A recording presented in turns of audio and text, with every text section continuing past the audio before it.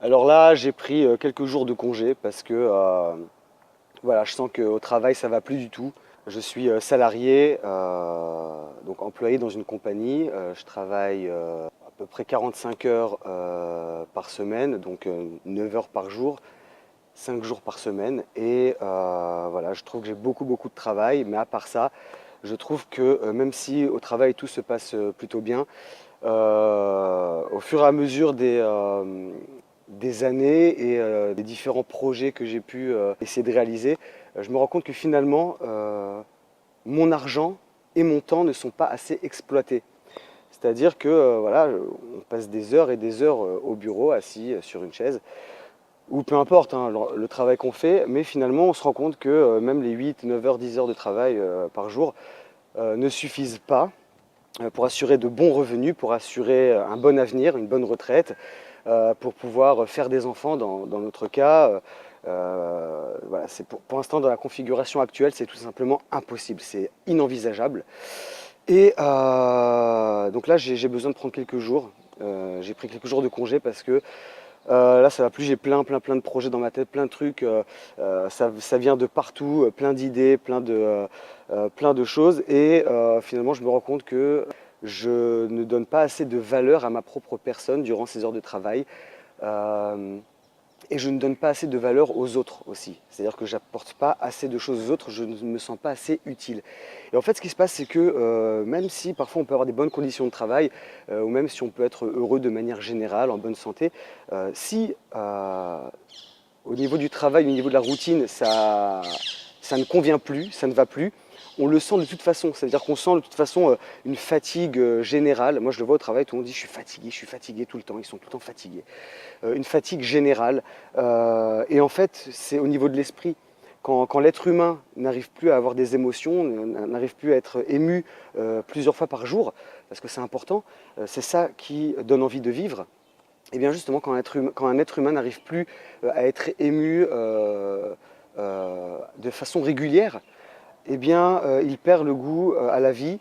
Finalement, ça a aussi une influence sur le comportement général, sur la santé de manière générale. Et quoi qu'on en dise, hein, moi je crois beaucoup en tout ça. Tout ce qui se passe dans la tête, ça se passe aussi dans le corps. Et finalement, parce que finalement, ça a besoin de sortir. L'être humain a besoin de s'exprimer, a besoin d'être utile, a besoin d'être ému et a besoin de sentir que les choses bougent, que les choses évoluent dans sa vie. Donc finalement, si ça ne sort pas de façon utile, de façon créative, de façon positive et constructive, ça finira par sortir d'une manière ou d'une autre. Et parfois, bah, ça peut avoir un impact aussi sur la santé. Et avant d'en arriver à des problèmes de santé, donc là par exemple aujourd'hui, voilà, cette semaine je me suis pas du tout senti bien au travail et finalement bah, voilà, je me suis dit là ça va plus, là il y a quelque chose il y a eu une cassure, il y a quelque chose qui est en train de se passer en moi là et je sens que c'est en train de bouillir. Et quand ça bout à l'intérieur, qu'on le veuille ou non, euh, il faut que ça sorte. Il faut que ça sorte et il faut faire quelque chose, il faut faire un pas en avant. Alors ce que je voulais évoquer là dans cette vidéo, ce sont les freins psychologiques. C'est-à-dire que parfois on a des freins psychologiques qui nous empêchent d'avancer, qui nous empêchent de prendre des décisions. Euh, alors ça se passe surtout lorsqu'on est super motivé. C'est-à-dire qu'au moment où on est le plus motivé, au moment où on a le plus envie de faire avancer les choses, où on a le plus envie de grandir, qu'on va trouver le plus de freins à nos projets. Et ça va venir de toutes parts. Hein. Les freins psychologiques ils vont venir de toutes les directions. On va entendre des choses effrayantes, des choses qui vont vraiment nous freiner et qui vont nous faire baisser les bras. Moi, ça m'est arrivé plusieurs fois. Alors, soit c'est à cause d'une mauvaise documentation, soit c'est le fait de vouloir voilà, seulement écouter les préjugés, les expériences de gens très négatifs ou qui sont mal renseignés. Voilà, le premier reportage, le premier documentaire, la première critique, tout de suite, voilà, toutes les cartes tombent, toutes les cartes du château finissent par tomber et on baisse les bras et on continue à vivre dans une routine, voilà, tout simplement. Alors, ces freins psychologiques, ils viennent de toutes parts, hein. Comme j'ai dit, ça vient de l'entourage, ça peut venir des collègues, ça peut venir de la famille, ça peut venir des amis, ça peut venir de toutes parts. Et c'est pas toujours dans une volonté de faire du mal, c'est pas toujours dans une volonté de nuire ou de freiner des ardeurs. Non, non, c'est pas du tout dans ce sens-là. Quand je parle des freins psychologiques, c'est pas toujours dans une mauvaise intention. Les gens ne font pas ça pour nous démotiver. Alors il y aura les personnes jalouses, bien entendu, mais ça, j'en parle même pas. Ça, j'en parle même pas. Et parfois, nos proches veulent nous protéger. Ils veulent nous prévenir d'un danger, d'une menace. Chacun va commencer à ramener sa propre expérience, des choses qui se sont produites, des choses qu'ils ont entendues, des témoignages, quelqu'un de sa propre famille, quelqu'un, voilà, ça peut être à tous les niveaux. C'est-à-dire que une personne, voilà, vous allez évoquer avec lui le domaine de l'immobilier, le domaine de la bourse. Ah oui, mais non, non, non, mais laisse tomber ça, mais laisse tomber, c'est n'importe quoi. J'ai plein d'amis qui ont fait ça, c'est n'importe quoi. Moi, j'ai un pote qui a tout perdu.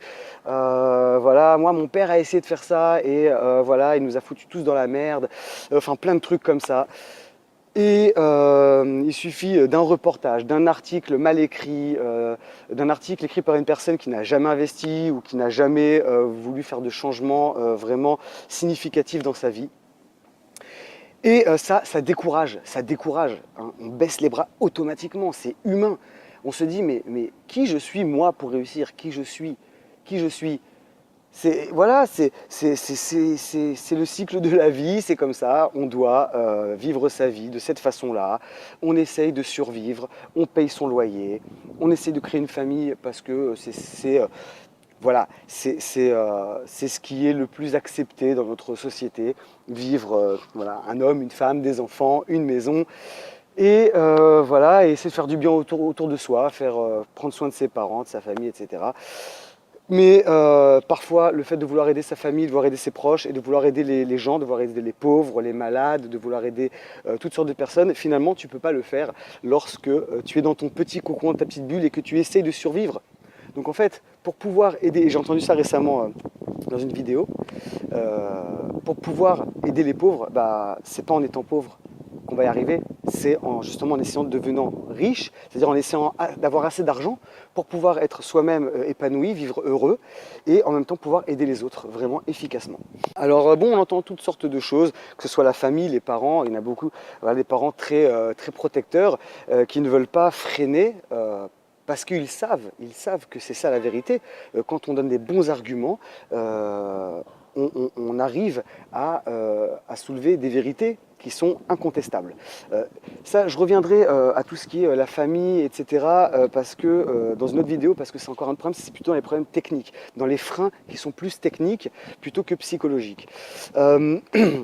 Alors dans l'immobilier, pareil, on nous raconte toutes sortes d'histoires, mais c'est plus du tout rentable l'immobilier, c'est n'importe quoi, il y a plein de taxes, il y a plein de charges, je ne parle même pas de la copropriété, les taxes foncières, les gens malhonnêtes, les mauvais locataires, les catastrophes naturelles, j'ai même entendu parler, alors je dirais pas qui c'est, mais il y a même une personne qui m'a soulevé les catastrophes naturelles, mais c'est pas con en fait, parce que avant de décider où on veut aller vivre, quel est le meilleur cadre de vie pour nous, il faut prendre en compte toutes les choses, la pollution, le bruit, les nuisances sonores, les nuisances nocturnes. Alors moi pour l'instant j'habite, alors là j'ai cherché depuis 1 heure un endroit à Tel Aviv, un endroit calme où je pourrais parler tranquillement, sans bruit. Alors je suis tombé sur un quartier, alors c'est la première fois que je suis ici, et pourtant ça fait ça fait 12 ans que je suis à Tel Aviv.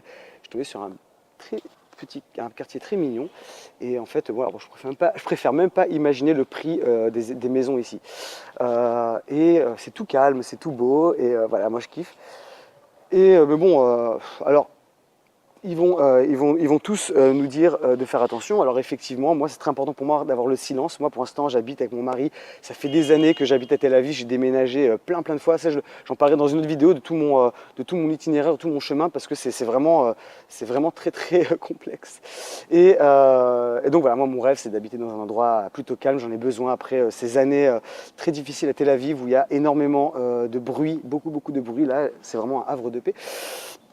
Et c'est très tranquille, moi c'est mon rêve. Alors c'est important de prendre en compte toutes les catastrophes naturelles, c'est vrai que c'est très important, parce que lorsqu'on veut faire les choses intelligemment, méthodiquement, eh bien il faut prendre en compte toutes les choses, c'est-à-dire la pollution.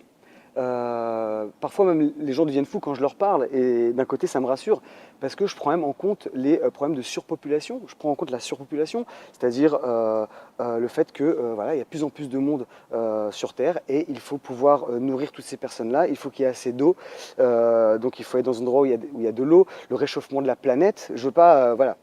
Moi, je ne suis pas quelqu'un qui voit les choses de manière négative ou pessimiste, mais voilà, il faut quand même faire face à certaines données pour vraiment se rassurer soi-même. Pas aller dans un endroit, pas emménager dans un endroit, par exemple, où on sait qu'il y a eu plusieurs catastrophes naturelles, qu'il y a eu beaucoup d'inondations, qu'il y a eu des tempêtes, des orages, etc. J'ai envie de m'assurer, d'assurer à mon mari et à ma future famille une certaine sécurité. Je vais parler prochainement là, du plan que j'ai commencé à mettre en place et qui j'espère va pouvoir mieux se réaliser. Alors aussi dans les trucs qui m'ont fait marrer, bon c'est pas marrant mais il y a même une personne, un collègue de travail qui m'a dit mais t'es sérieux, tu vas vraiment aller emménager en France? Mais t'as pas peur? Je dis mais peur de quoi? Enfin, qu'est-ce qu'il y a? Quelle est la menace si imminente? Alors, il m'a dit mais t'as pas peur de l'antisémitisme? Alors là j'ai dit alors effectivement j'ai entendu parler d'une menace qui s'appelle l'antisémitisme. Moi personnellement, bon, pour l'instant, avec tous les voyages qu'on a fait, tous les voyages que j'ai fait dans ma vie, tous les voyages que j'ai fait avec mon mari, j'ai jamais ressenti une seule goutte d'antisémitisme. Finalement, comme j'ai dit pour la santé, comme j'ai dit pour toutes les situations psychologiques, voilà, tout ça, ça se passe à l'intérieur. Si on s'accepte soi-même, si on accepte nos origines, si on accepte voilà, notre passé, notre présent et nos expériences, et ben finalement on finira par se faire aimer de tout le monde et on finira par aimer tout le monde aussi parce que il n'y a pas de raison, il n'y a pas de raison. En étant naturel, en étant authentique, c'est toujours ainsi qu'on finit par s'épanouir et qu'on finit par voir les vraies belles choses de la vie. Alors c'est pareil pour la bourse, on m'a dit mais t'es fou, mais la bourse, mais oui tu peux investir dans des plans d'épargne ou alors dans des groupes ou des sociétés qui ont vraiment sur un très très long terme des bénéfices et des dividendes, mais sinon ne va pas t'aventurer dans la bourse, il y a plein de gens qui ont essayé, qui se sont cassés la gueule, qui ont tout perdu. Moi-même je connais dans mon entourage des gens qui ont essayé de se lancer dans la bourse, qui ont essayé d'étudier la bourse et finalement qui se sont plutôt plantés. Donc ça c'est encore autre chose. Alors j'ai aussi entendu d'autres choses sur l'entrepreneuriat, comme quoi finalement l'entrepreneuriat c'était pas du tout quelque chose qui valait la peine parce que entre les charges salariales, entre les différents coûts, les impôts, etc. Le gouvernement français qui étouffe tous les investisseurs, etc. Voilà, c'est le genre de choses qu'on entend tout le temps, la crise économique, tout ça. Enfin bref, tout ça fait que l'entrepreneuriat est aussi une chose que beaucoup de gens mettent de côté parce que c'est trop compliqué, trop risqué, trop dangereux, trop difficile et surtout ça nous fait sortir du cadre très confortable du salariat. Et c'est vrai que le salariat c'est très sécurisant.